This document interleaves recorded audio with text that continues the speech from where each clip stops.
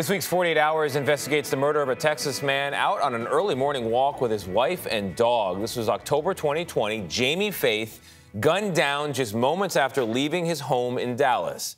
After the tragedy, their neighbors rallied to raise money to help his wife, Jennifer Faith.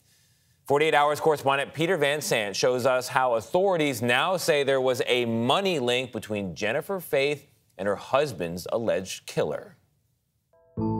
It was the morning of October 9th, 2020, and a security camera captured this haunting photo of Jamie and Jennifer Faith heading out to walk their dog.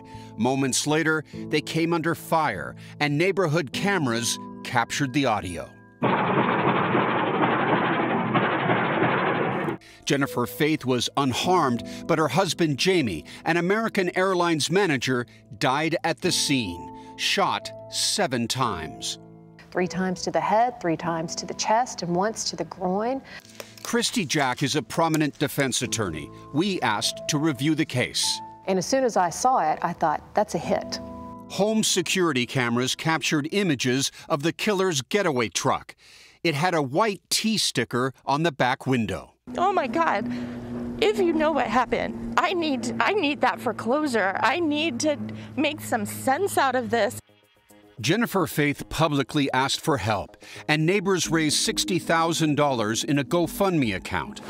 But authorities became suspicious when they discovered Jennifer was having an emotional affair with Darren Lopez, her high school sweetheart. And they actually conducted aerial surveillance of Darren's house. And lo and behold, there's this truck with the T on the back window. The white T. The white T. When investigators searched Lopez's house, they found a gun with Jamie's blood on it. They also found evidence that Jennifer was showering him with cash and gifts, using some of the money from that GoFundMe account. Neighbor Jenna Wilson was heartbroken. Do you feel that you were taken advantage of? It's hard not to feel that way. But if you think this is a simple murder-for-hire story, you'd be wrong. There is no question that Jennifer Faith was the puppet master, and Darren Lopez was her puppet.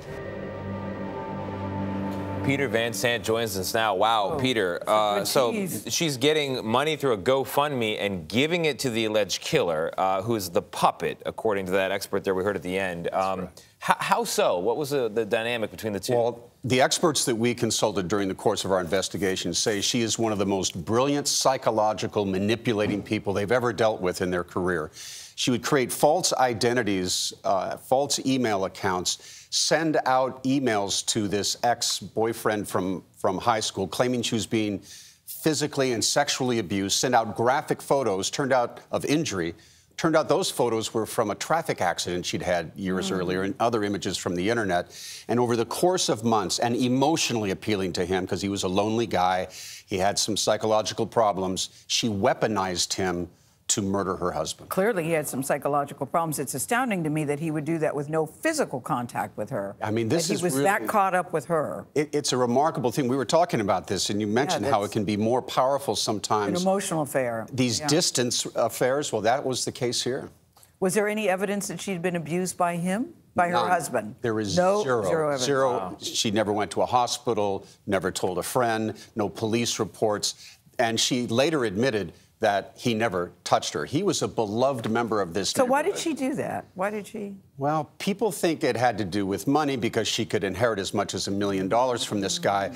But one of the experts that we spoke to, he thinks it was the game. It was the game. This psychological game. She got such pleasure from it. Wow. Peter Van Sant, you can see the full report, and clearly you're going to want to. It's called The Plot to Kill Jamie Faith on 48 Hours tomorrow night, 9 Central, right here on CBS and streaming on Paramount+.